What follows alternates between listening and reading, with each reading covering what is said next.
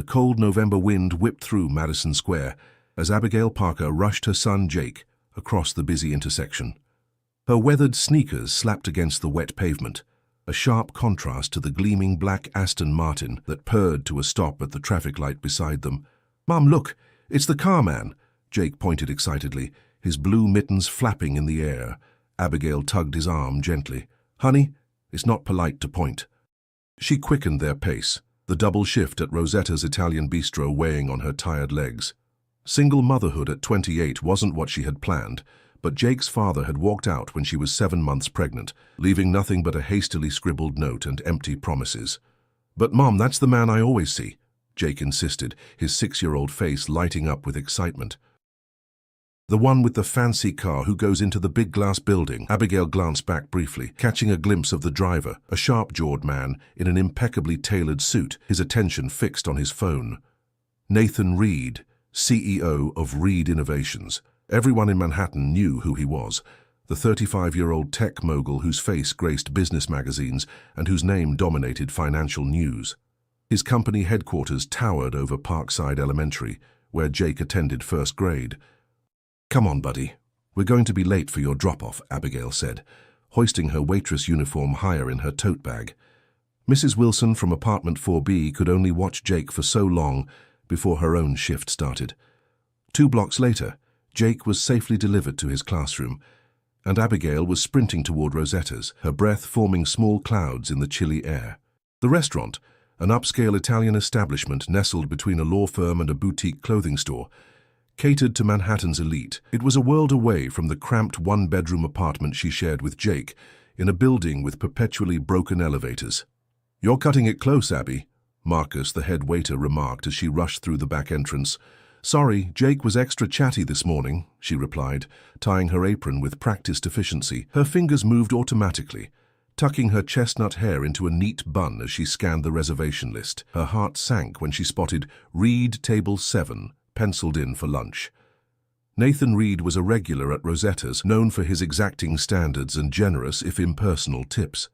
He typically ignored the waitstaff beyond placing his order, his attention constantly divided between his laptop and phone.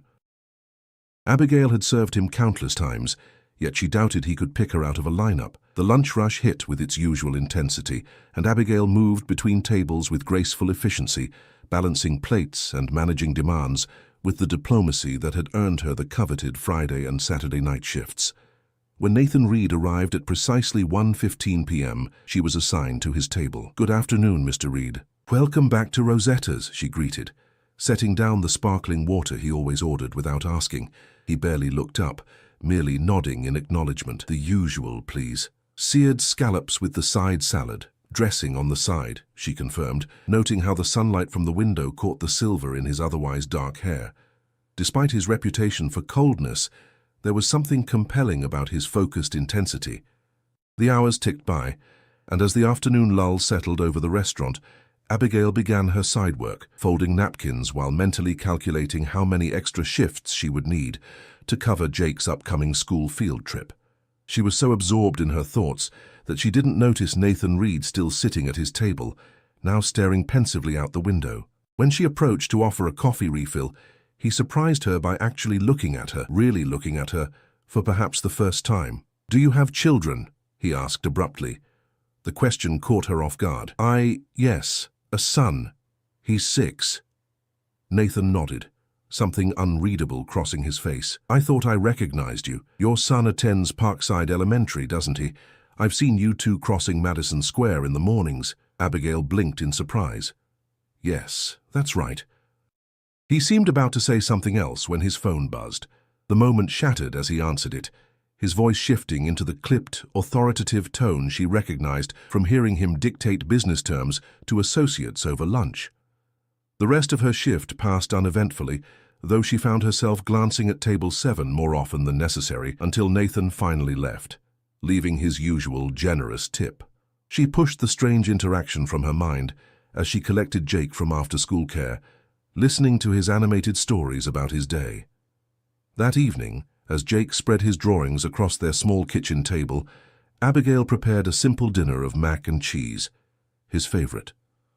Look what I drew today, Mom. Jake proudly held up a surprisingly detailed crayon drawing of a black car with a man standing beside it. The man wore a dark suit and had black hair with a touch of gray at the temples.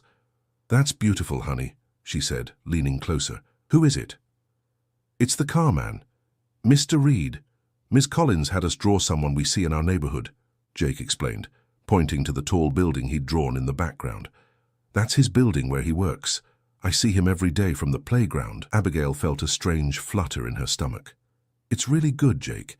You got his car perfectly. Can I give it to him? Jake asked, eyes wide with hope. Ms. Collins said we should share our art with the people we drew. Oh, sweetie, I don't think that's a good idea.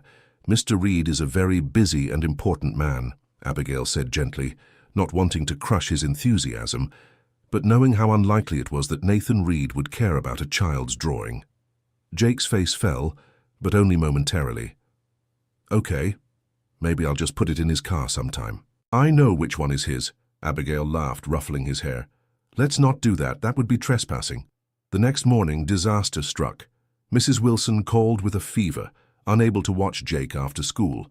Abigail's shift didn't end until 6, and the after-school program closed at 5.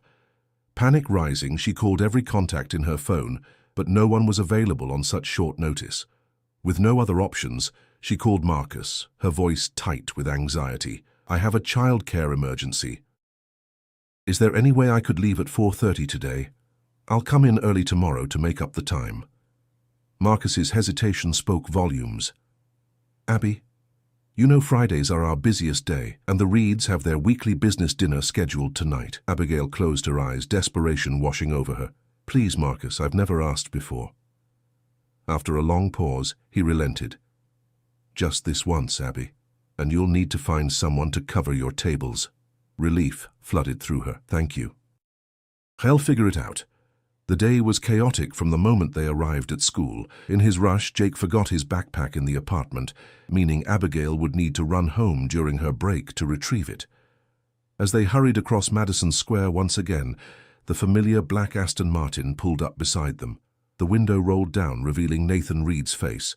Morning, he said, surprising both of them. Jake, uninhibited by adult reservations, beamed. Hi, Mr. Carman, I drew you yesterday. Abigail felt her cheeks burn with embarrassment. Jake, please. But Nathan's expression had softened imperceptibly. Did you? I'd like to see it sometime. Before Abigail could respond, the light changed, and the sleek car pulled away, leaving her standing there in confusion. Jake, however, was ecstatic. Mom, he wants to see my drawing. Can I take it tomorrow? Abigail squeezed his hand, her mind whirling with the strangeness of the morning. We'll see, buddy. We'll see. Little did she know that this brief exchange would set in motion events that would irrevocably change the course of her life, beginning with the moment she would walk into Rosetta's that evening to find Nathan Reed sitting at his usual table, a folder of documents before him, waiting for a business dinner that would never happen as planned. Because fate, it seemed, had other ideas. The Friday evening rush at Rosetta's was in full swing when Abigail arrived for her shift. The restaurant hummed with conversation and the clink of fine cutlery against imported porcelain. She tied her apron with practiced movements, her mind still occupied with the morning's strange encounter. Table 7 is already asking for you, Marcus said, sliding past her with a tray of cocktails. Your friend Mr. Reed specifically requested you as his server tonight. Abigail's hands faltered on her apron strings. He asked for me? By name? Marcus raised an eyebrow. Indeed. Said he wouldn't have anyone else. Should I be concerned about my best waitress being poached by Reed Innovations? His tone was teasing, but curiosity lingered in his eyes. Hardly, Abigail replied, smoothing her hair. I've served him dozens of times. He probably just likes consistency. But as she approached table 7, the butterflies in her stomach suggested this was something different. Nathan Reed sat alone, his usual stack of documents beside him, but his phone was nowhere in sight. Instead, his attention seemed fully present, his steel-grey eyes tracking her approach. Good evening, Mr. Reed, she said, professional smile firmly in place despite her unease. I understand you've requested me specifically tonight. Nathan nodded, folding his hands on the table. I did.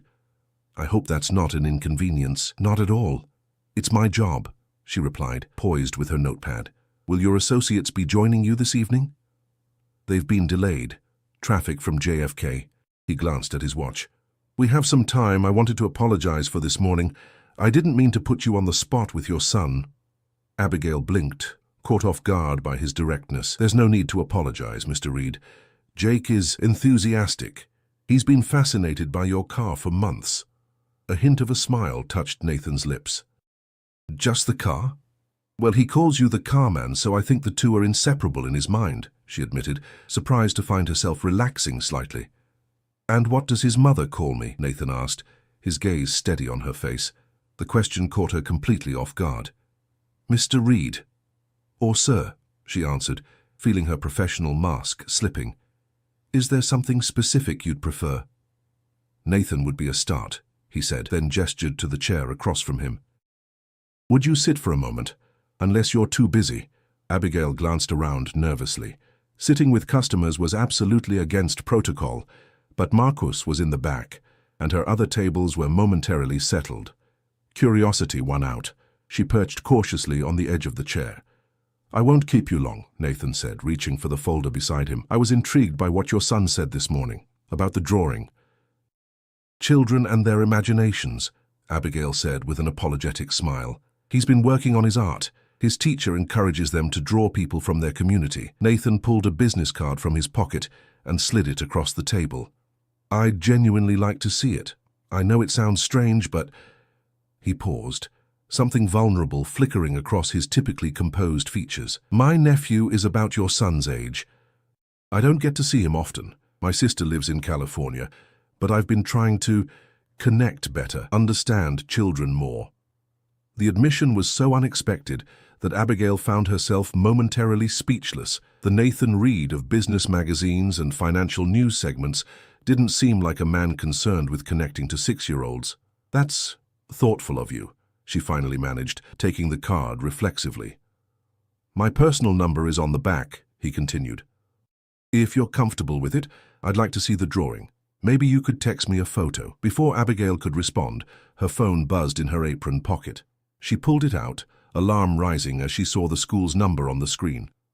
I'm sorry, I need to take this, she said, standing quickly. It's my son's school. Nathan nodded, concern crossing his features as Abigail stepped away to answer. Ms. Parker? This is Nurse Benton from Parkside Elementary, came the clipped voice on the other end. Jake took a fall during afternoon recess. He's all right, but he has a sprained wrist and should be picked up as soon as possible. Abigail's heart raced. I'll be there right away, she promised, already mentally calculating how quickly she could reach the school and what this would mean for her carefully balanced work schedule. She returned to Nathan's table, professionalism warring with maternal panic. I'm terribly sorry, Mr. Reed, but I have an emergency. My son has been injured at school. I need to go, Nathan said simply, rising from his seat. Family comes first. Thank you for understanding. I'll send another server right over, she said, already backing away. Wait, Nathan called, reaching for his suit jacket. Let me drive you. Abigail froze. That's not necessary. It's faster than public transport, he pointed out, practical and decisive. And from what I gather, time is of the essence. Before she could formulate a proper response, Marcus appeared at her elbow. Everything all right, Abby? Jake's hurt at school. I need to go now, she explained, her voice tight with worry. Marcus frowned. But the Friday dinner rush, I've offered to drive her, Nathan interjected smoothly. I insist, actually. The authority in his voice left no room for argument. Marcus looked between them, clearly confused by this unexpected development, but unwilling to contradict one of the restaurant's most valued customers. Of course, Mr. Reed. Very generous of you, Marcus managed, then turned to Abigail. Go take care of Jake, we'll manage here. Minutes later, Abigail found herself in the passenger seat of the Aston Martin that had so captivated her son, the leather seats softer than anything she'd ever touched. Nathan drove with the same focused precision he brought to everything else, navigating Manhattan traffic with practiced ease. Turn left at the next light, she directed, still struggling to process the surreal turn her evening had taken. The school is just down the block, the one beside my building, Nathan noted. I've seen the children playing in the yard during lunch meetings. The observation reminded Abigail of the vast differences in their lives. how the playground that represented Jake's daily joy was merely a backdrop to Nathan's business deals. "Thank you for doing this," she said quietly. "You really didn't have to." "I wanted to," he replied, his eyes fixed on the road. After a pause, he added, "I know what it's like to get that call. When my nephew fell off the monkey bars last year, my sister was beside herself." This glimpse into his personal life surprised Abigail. "How old is your nephew?" 7. Dylan, a genuine smile, softened Nathan's features. "Smart kid. Too smart sometimes. Reminds me of myself at that age, which worries my sister endlessly." They pulled up to the school, and Abigail was out of the car almost before it stopped moving. Nathan followed her inside, his tall figure incongruous in the elementary school hallway with its brightly colored bulletin boards and children's artwork. Jake sat in the nurse's office, his left wrist wrapped in an elastic bandage, tear tracks still visible on his cheeks. His eyes widened comically when he spotted Nathan behind his mother. "Mom, the carman is here," he exclaimed, momentarily forgetting his injury. "Mr. Reed was kind enough to give me a ride," Abigail explained, kneeling to examine Jake's wrist. "What happened, honey?" "I was showing Tyler how I could jump from the top of the slide, and I landed wrong," Jake admitted, having the grace to look slightly ashamed. "But look, I got a cool bandage." Nurse Benton approached with clipboard in hand. "It's just a mild sprain, Ms. Parker. Ice it tonight, and he should rest it over the weekend. If the swelling doesn't go down by Monday, you might want to have a doctor look at it." As Abigail signed the necessary forms, Jake tugged at Nathan's suit sleeve with his good hand. "Do you want to see my drawing of you now? It's in my backpack." "Jake, Mr. Reed is very busy," Abigail began, mortified, but Nathan was already crouching down to Jake's level. "I'd like that very much," he said, his voice gentler than Abigail had ever heard it. With his mother's help, Jake fished the slightly crumpled drawing from his backpack and proudly presented it to Nathan. The CEO studied it with genuine interest, taking in the detailed rendering of himself standing beside his car in front of the Reed Innovations building. "This is excellent work," Nathan said seriously. "You've got the car exactly right, even the wheels. And is that me?" He pointed to the figure in the drawing. Jake nodded enthusiastically. "Yep, that's why you have the gray parts in your hair. Mom says it makes you look distinguished," Abigail supplied, her cheeks burning. "Jake, please." "Your mom is right," Nathan said, his eyes meeting Abigail's briefly before returning to Jake. "This is really impressive. Would you mind if I kept it?" Jake's face lit up with pure joy. "Really? You want to keep my drawing?" "Absolutely. I think it deserves a spot on my office wall," Nathan replied. "With the artist's permission, of course." "Yes," Jake bounced on the examination table, then winced as the movement jostled his wrist.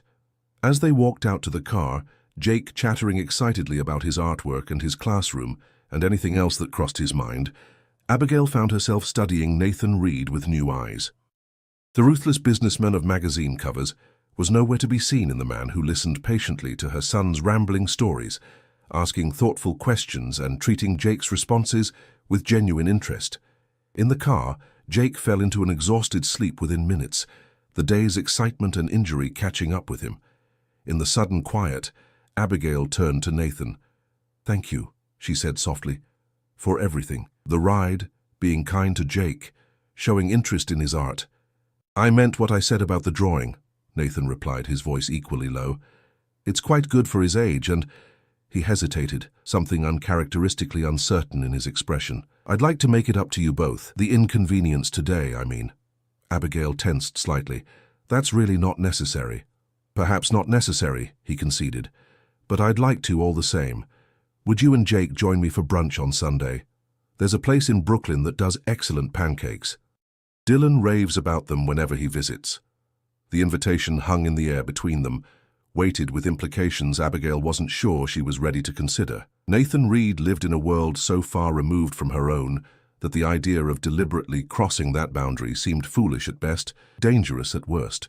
And yet, as she looked at his profile illuminated by passing streetlights, she found herself wondering what it might be like to know the man behind the CEO facade, the uncle who remembered his nephew's favorite pancakes, the businessman who stopped to admire a child's drawing. "Jake loves pancakes," she heard herself saying, surprising them both. Nathan's smile in response felt like the beginning of something neither of them had anticipated, a chapter in a story neither had planned to write. Sunday morning dawned clear and crisp, the kind of perfect autumn day that made New York City glow golden. Abigail stood in front of her small bathroom mirror, scrutinizing her reflection with an intensity that bordered on ridiculous. She'd changed outfits 3 times already, something she hadn't done since college, before settling on dark jeans and a soft blue sweater that matched her eyes. "Mom, are you ready yet?" Jake called from the living room, his impatience palpable. Since waking at 6 a.m., he'd been buzzing with excitement about breakfast with the carman. "Almost, buddy," she replied, applying a touch of mascara with a slightly unsteady hand. "It was just brunch," she reminded herself. Not a date. Definitely not a date. Then why did her stomach feel like it was hosting an Olympic gymnastics competition? The doorbell rang, sending Jake into a whirlwind of motion. "He's here, Mom, he's here. Jake, wait." Abigail rushed from the bathroom, but her son had already flung open the apartment door. Nathan Reed stood in the hallway, looking surprisingly casual in dark jeans and a charcoal sweater over a button-down shirt. Without his usual suit, he appeared younger, more approachable, and Abigail couldn't help noticing, even more handsome. "Good morning," he greeted, his eyes taking in the modest apartment with interest rather than judgment. "I hope I'm not too early." "You're right on time," Abigail assured him, grabbing her purse and jacket. "We're ready, aren't we, Jake?" Jake nodded enthusiastically, proudly displaying his wrist, now wrapped in a bright blue bandage. "Look, Mr. Reed, the nurse at school gave me a colored one yesterday when we went back to get my homework." "Very impressive," Nathan said seriously. "Blue is an excellent choice, matches your mom's sweater." The observation made Abigail feel suddenly self-conscious. Had he noticed her outfit on purpose? Was she overthinking this entire situation? The drive to Brooklyn was filled with Jake's animated chatter, punctuated by Nathan's thoughtful responses. Abigail found herself observing their interaction with growing fascination. Nathan spoke to Jake with the same attentiveness he might give a business colleague, never talking down to him or dismissing his questions, no matter how random or peculiar they might be. "Do you have to wear suits every day?" Jake asked as they crossed the Brooklyn Bridge. "Most days," Nathan replied. "It's expected in my position." "That sounds boring," Jake declared with 6-year-old bluntness. "I'm going to be an astronaut, or maybe a zookeeper." "Do they wear suits?" "I don't believe zookeepers typically wear suits," Nathan said, amusement warming his voice. "Though astronauts do wear a type of suit, just not the kind I wear." "Do you like being a CEO?" Jake persisted. "Mom says you run a whole building full of people." Nathan glanced at Abigail in the rearview mirror, one eyebrow raised. "Does she now?" "I may have explained who you are," Abigail admitted. "After the drawing incident." "I see." Nathan navigated smoothly through Sunday morning traffic. "To answer your question, Jake, yes, I do like being a CEO, though it can be challenging. I get to solve interesting problems and work with smart people. But you don't get to play much, do you?" Jake asked, his voice suddenly serious. "You're always working when I see you." The innocent observation seemed to strike a chord. Nathan was quiet for a moment before responding. "You're right. I don't play nearly enough." The pancake restaurant was exactly as Nathan had described, a charming corner establishment with exposed brick walls and the mouth-watering aroma of maple syrup and coffee. Despite the Sunday crowd, they were immediately led to a reserved table by the window. "Mr. Reed, wonderful to see you again," the host greeted warmly. "Your usual table is ready." "Thank you, Michael," Nathan replied, pulling out Abigail's chair for her, a gesture so automatic it spoke of deeply ingrained manners rather than calculated charm. Jake's eyes widened at the menu's offerings. "Mom, they have chocolate chip banana pancakes and blueberry ones with whipped cream." "I can see that," Abigail laughed, relieved by her son's unfiltered enthusiasm. It cut through the awkwardness she'd been feeling, reminding her why they were here. "Just remember, whatever you order, you need to finish." "My nephew recommends the chocolate chip banana," Nathan offered conspiratorially, "though I'm partial to their lemon ricotta myself." When their food arrived, chocolate chip banana for Jake, lemon ricotta for Nathan, and blueberry for Abigail, Jake's mouth dropped open at the towering stacks. "These are the biggest pancakes ever." The meal progressed with surprising ease. Abigail had worried about uncomfortable silences or forced conversation, but between Jake's endless questions and Nathan's unexpected willingness to share stories about his work and family, the time passed pleasantly. "So you grew up in Connecticut?" Abigail asked, genuinely curious about the man behind the business persona. Nathan nodded, cutting another perfect bite of his pancakes. "Fairfield County. My father was in finance, my mother in education. They had very specific expectations for their children." "And did you meet those expectations?" she asked, sensing a story beneath the surface. A smile touched his lips, but it didn't quite reach his eyes. "Exceeded them, professionally, in other areas." He trailed off, then glanced at Jake, who was absorbed in creating a syrup moat around his pancake fortress. "Let's just say that my personal life hasn't been as successful as my business ventures." "Is that why you work so much?" The question slipped out before Abigail could censor it. "Partly," Nathan admitted, surprising her with his candor. "Work makes sense to me. It always has. The rules are clearer."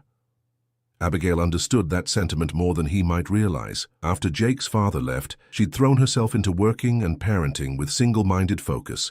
Relationships were messy, unpredictable. Shifts at the restaurant, however demanding, followed a pattern she could understand and control. "And what about you?" Nathan asked, redirecting the conversation. "How did you end up at Rosetta's?" Abigail tensed slightly, uncertain how much of her story to share. "I was in college when I got pregnant with Jake. His father wasn't prepared for fatherhood. I took a semester off that turned permanent when I realized I needed steady income more than a degree." She waited for the judgment or pity that usually followed this admission, but Nathan's expression remained neutral, interested rather than evaluating. "What were you studying?" he asked instead. "Art history, with a minor in business," she replied, grateful for his tact. "I had this idea I might work in gallery management someday." "You still could," Nathan pointed out. "Many of the most successful people I know took non-traditional paths." Before she could respond, Jake interjected, "Mom paints really pretty pictures. She has a whole box of them under her bed." "Jake," Abigail murmured, embarrassed. "Is that right?" Nathan's interest seemed genuine. "I'd like to see them sometime." "They're just hobby pieces," she demurred. "Nothing serious." "Art doesn't have to be serious to be valuable," Nathan replied, then checked his watch. "We should probably head out if we're going to make our next stop." Abigail blinked in surprise. "Next stop? I hope you don't mind," Nathan said, suddenly looking slightly uncertain. "I thought Jake might enjoy the Natural History Museum. They have a new dinosaur exhibit my nephew couldn't stop talking about when he visited last month." "Dinosaurs?"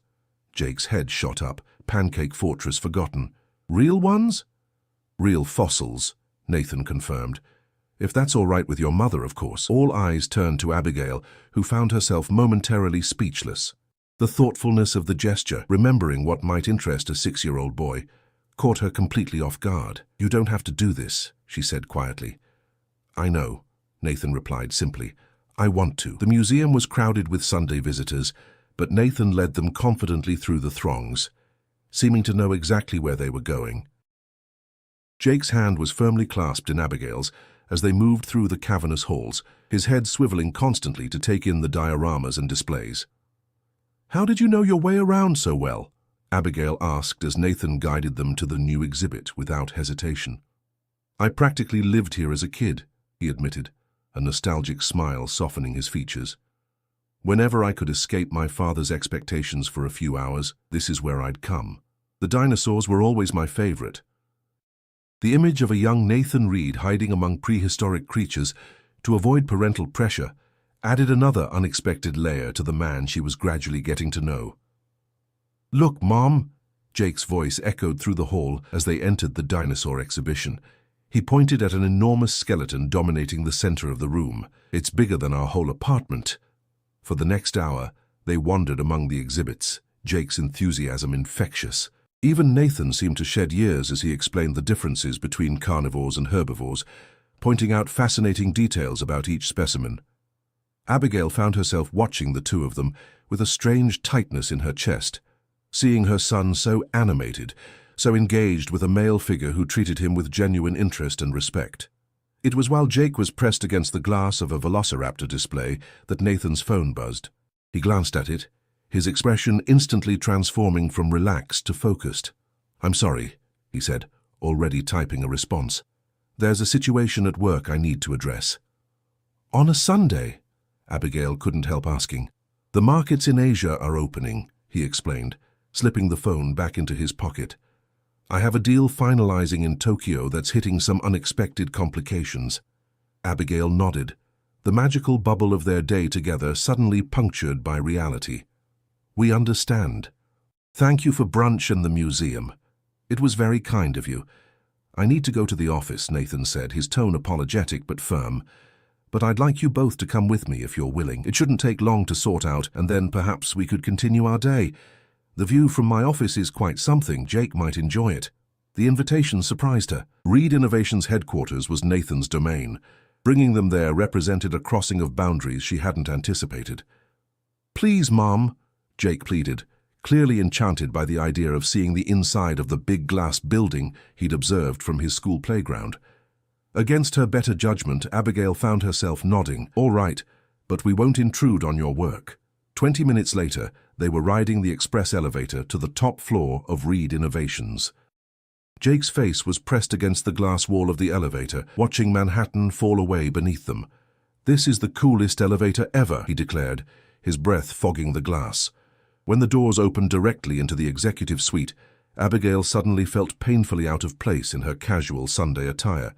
The space screamed wealth and power, all gleaming surfaces, modern art, and floor-to-ceiling windows with panoramic views of the city. Make yourselves comfortable, Nathan said, gesturing to a sitting area. There's a tablet on the table with games Jake might enjoy. This shouldn't take more than 30 minutes. As he disappeared into his office, Abigail sank onto the plush sofa, trying to reconcile the Nathan, who had enthusiastically explained Triceratops facts to her son, with the powerful CEO who commanded this empire. Jake, unbothered by such complexities, was already exploring the tablet, exclaiming over the games he discovered. Mom, look, they have Dinosaur Explorer Pro. That costs money on your phone. Mr. Reed is very generous, Abigail murmured, her eyes wandering to the spectacular view of the city. It was while Jake was deeply engrossed in his game that Abigail noticed a door to Nathan's office had been left ajar. Voices drifted through, Nathan's and another man's, their tones tense. The timing is suspicious, Nathan, the unknown voice was saying. Right when we're finalizing the Tokyo acquisition, these photos surface. Someone's trying to sabotage you. The photos are irrelevant, Nathan replied, his voice cold and controlled in a way Abigail hadn't heard before. My personal life has nothing to do with this deal.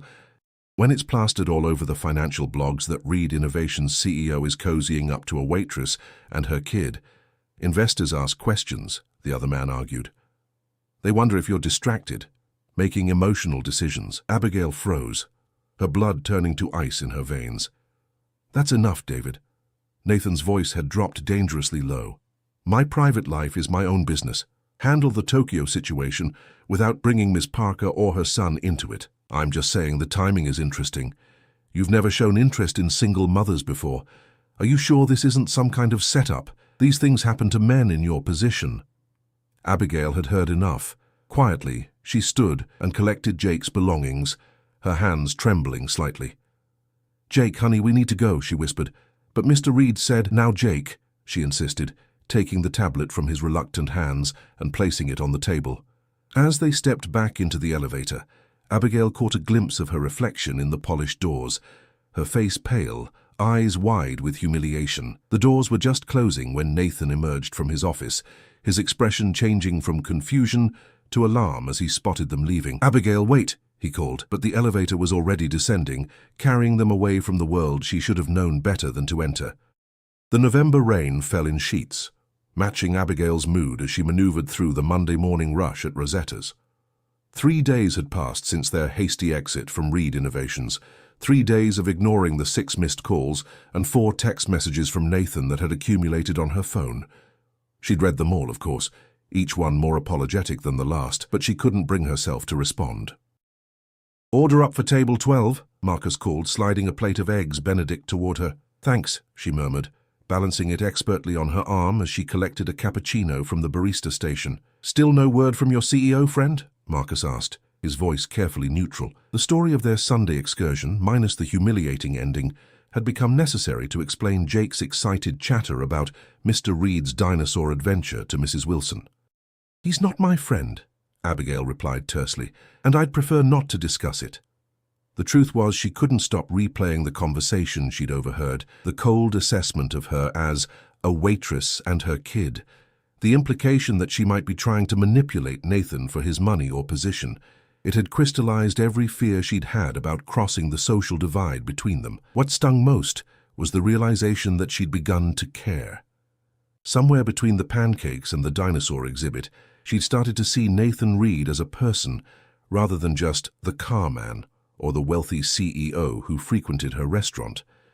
His genuine interest in Jake, his surprising vulnerability when speaking about his family, these glimpses had affected her more than she wanted to admit.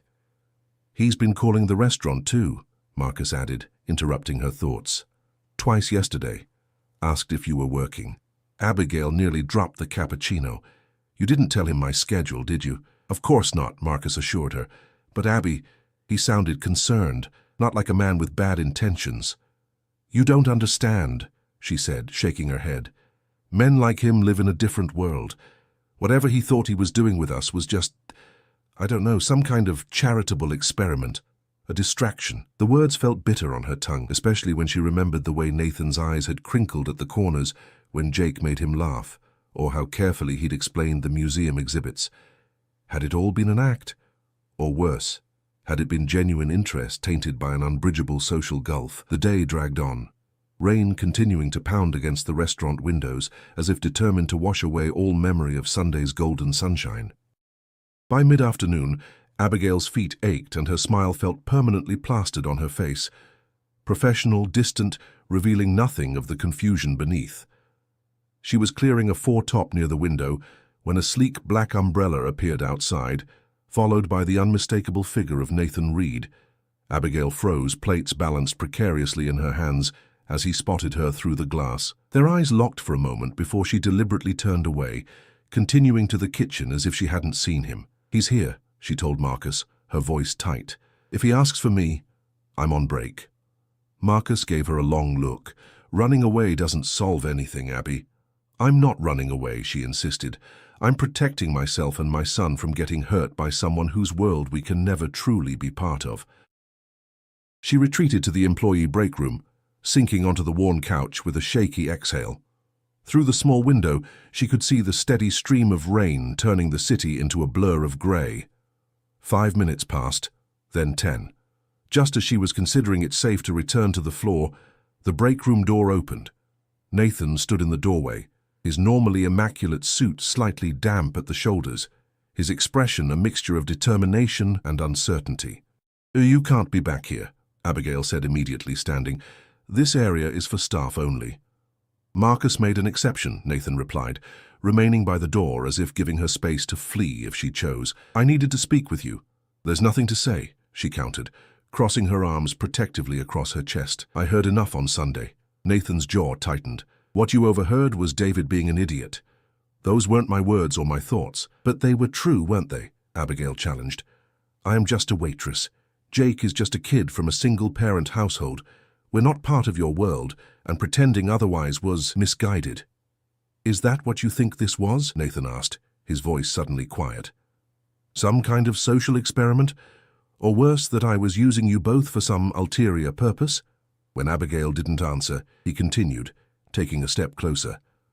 "I've spent 15 years building Reed Innovations, 15 years of 16-hour days, sacrificing everything personal for professional success. Do you know what that's earned me? A penthouse I barely see, more money than I could spend in 3 lifetimes, and not a single person who knows me as anything other than Nathan Reed, CEO. He ran a hand through his hair, a gesture so uncharacteristically frustrated that it caught Abigail off guard. Then one morning, this kid points at my car with complete delight. No agenda, no calculation, just pure enthusiasm. And his mother. His eyes met hers. His mother looks at me like I'm just a man, not a corporate entity or a bank account. The raw honesty in his voice made something twist painfully in Abigail's chest. Nathan, I've handled this all wrong, he admitted. I should have been clearer about my intentions from the beginning. The truth is, I enjoyed Sunday more than any day I can remember in years. Not because it was extraordinary or expensive, but because it was real. You and Jake are real in a way my life hasn't been for a very long time." Abigail found herself wavering, the wall she'd constructed beginning to crack. "Even if that's true, your colleague wasn't wrong. People like you don't date people like me without consequences. Your investors, your board, they'd see me as a liability." "Let me worry about my board," Nathan said firmly. "As for investors, do you know what they care about most? Results, and I've delivered those consistently for years." He took another step closer, close enough now that she could detect the subtle scent of his cologne beneath the rainwater clinging to his coat.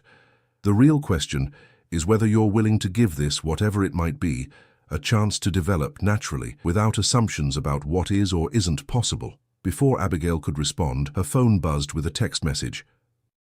She glanced down to see Mrs. Wilson's name on the screen, followed by words that made her heart stop. "Jake fell at school.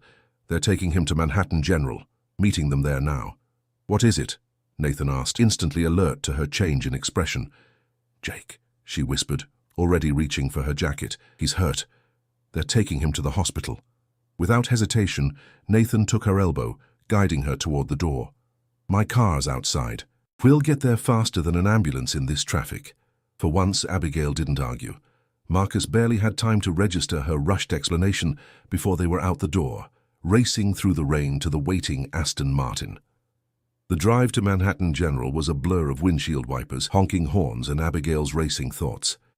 Nathan navigated the gridlocked streets with grim determination, occasionally using side streets and alleys that spoke of intimate knowledge of the city's hidden pathways. "He'll be all right," Nathan said quietly, one hand briefly covering hers where it lay clenched on her knee. Children are remarkably resilient. When they finally reached the emergency room entrance, Nathan pulled up directly in front of the doors. "Go," he urged. "I'll park and find you." Abigail raced inside, her rain-soaked hair dripping onto the linoleum as she approached the reception desk. "My son, Jake Parker. He was brought in from Parkside Elementary." The nurse checked her computer. "Yes, he's in pediatric assessment, Bay 3. Are you his mother?" "Yes," Abigail confirmed breathlessly, following the nurse's pointing finger toward a curtained area. Jake lay on an examination bed, his face pale but his eyes brightening when he spotted her. "Mrs. Wilson stood beside him, her usually immaculate appearance disheveled with worry. "Mom!" Jake called, his voice wavering between bravery and tears. "I fell from the monkey bars. They think my arm might be broken." Abigail rushed to his side, taking in the temporary splint on his right arm with mounting concern. "Oh, honey, what happened?" "I was showing Tyler how I could do the whole monkey bar course without stopping," Jake explained, wincing as he shifted position. "But my hand slipped because of the rain." "He was very brave," Mrs. Wilson assured her. "Didn't cry once in the ambulance." A doctor appeared, clipboard in hand. "Ms. Parker, I'm Dr. Levinson. We've taken x-rays of Jake's arm, and he does have a fracture of the radius, what we call a buccal fracture. It's common in children his age, and fortunately it's not displaced." "What does that mean for treatment?" Abigail asked, trying to keep her voice steady for Jake's sake. "He'll need a cast for about 6 weeks, the doctor explained. "The good news is children heal quickly, and this type of fracture usually heals completely without complications." "A cast?" Jake perked up slightly. "Can I get a blue one, like my bandage from last week?" "Absolutely," Dr. Levinson smiled. "We have several colors to choose from." As they discussed the details of Jake's care, Abigail became aware of a tall figure hovering just outside the curtained area. Nathan stood there, his expression concerned as he caught her eye. "Is that the car man?" Jake asked, spotting him. "Did he come to see me too?" Nathan stepped forward hesitantly. "I hope that's all right." "Mr. Reed drove me here," Abigail explained to Mrs. Wilson, whose eyebrows had nearly reached her hairline. "Thank you for staying with Jake." "Of course, dear," Mrs. Wilson replied, giving Nathan a curious once-over before gathering her things. "I'll check on you tomorrow, Jake. Be brave with that cast." After she'd gone, Nathan approached Jake's bedside. His typical commanding presence softened into something gentler. "So, monkey bars in the rain, huh? That sounds like quite an adventure." "It was awesome until I fell," Jake admitted. "Now I'm getting a cast. Dr. Levinson says my friends can sign it." "That is a silver lining," Nathan agreed seriously. "I'd be honored to sign it if you'll allow me." The simple request lit up Jake's face. "Really? You want to sign my cast? Of course. Artists should always sign their work, and this cast will be a work of art, I'm sure. While they chatted, Abigail stepped aside with Dr. Levinson to complete paperwork and discuss follow-up care. When they reached the matter of payment, her stomach knotted with familiar anxiety. I'll need to check what my insurance covers, she began, mentally calculating what she could pull from her meager savings. It's been taken care of, the doctor said, looking slightly confused. The financial office informed me that all expenses have been covered. Abigail's head snapped up. What? By whom? But she already knew the answer. Looking back at the examination bed, she saw Nathan showing Jake something on his phone, both of them laughing at whatever was on the screen. Excuse me, she murmured to the doctor, marching back to confront Nathan. Can I speak with you for a moment, privately? Nathan nodded, giving Jake's good shoulder a gentle squeeze before following Abigail to a quiet corner of the emergency department. You paid Jake's hospital bill, she stated flatly, keeping her voice low but intense. Without asking me. I did, Nathan admitted without apology. I have excellent health coverage, and adding Jake as a one-time exception was simple. That's not the point, Abigail insisted. You can't just sweep in and start paying for things. It makes me feel like a charity case, Nathan finished, his gaze steady on hers. That wasn't my intention. I saw a problem I could solve, and I solved it. It's what I do, Abigail. It doesn't mean I think less of you or your ability to care for Jake. She wanted to be angry, to maintain the protective wall she'd built, but exhaustion and relief were eroding her defenses. I need to be able to take care of my own son. And you do, Nathan said softly. Better than most parents I've seen. He's kind, curious, resilient, all qualities that reflect your parenting, not your bank account. He hesitated, then reached for her hand, enfolding it in both of his. Let me propose something, not charity, but partnership. I have resources that could make both your lives easier.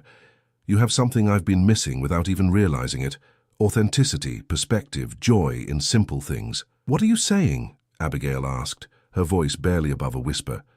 I'm saying I want to be part of your lives if you'll let me, Nathan replied.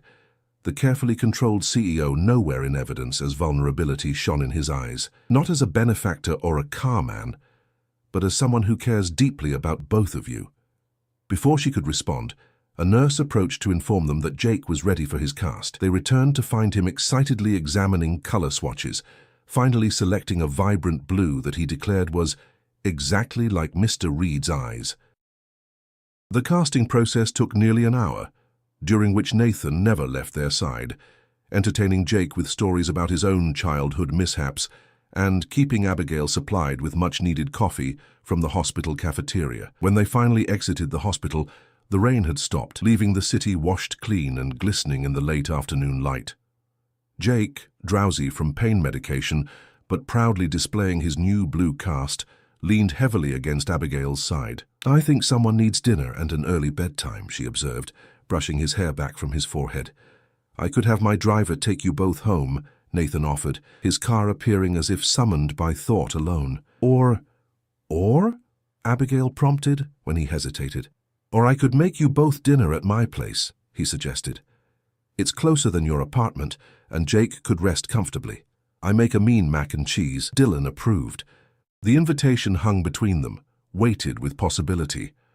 Abigail looked down at Jake, then back at Nathan, seeing beyond the expensive suit and powerful persona to the man who had dropped everything to rush to the hospital with her, who had made her son laugh even in pain, who was offering not just dinner but a tentative step into his world. What do you think, Jake? She asked, including him in the decision. Mac and cheese at Mr. Reed's house or home to our apartment? Jake considered for approximately 2 seconds before declaring, Mac and cheese. Does your place have a view like your office, Mr. Reed? Nathan laughed, the sound warm and genuine. Even better. And you can call me Nathan if that's okay with your mum. Jake looked to Abigail for permission, his expression hopeful despite his fatigue. In that moment she made her decision, not just about dinner, but about possibilities she'd previously dismissed as impossible. Nathan it is, she agreed, accepting his outstretched hand as he helped them into the car. As they drove through the twilight city, Jake dozed against her shoulder, while Nathan's hand remained intertwined with hers on the seat between them. The future stretched before them, unwritten but suddenly rich with potential. A story that had begun with a simple drawing and a chance encounter, now opening into chapters neither of them could have anticipated. In the soft glow of the dashboard lights, Abigail found herself smiling for the first time in days. The path ahead might not be easy, crossing as it did between such different worlds, but she was beginning to believe it might be worth exploring. One step, one meal, one day at a time. And as Nathan's penthouse came into view, its windows illuminated against the darkening sky like a lighthouse guiding them home, she squeezed his hand, accepting not just his invitation to dinner, but to the possibility of something more enduring, a shared future where differences in circumstance mattered less than the connections they'd begun to forge, connections built on understanding, respect, and the unexpected joy that can arise when life's carefully drawn lines begin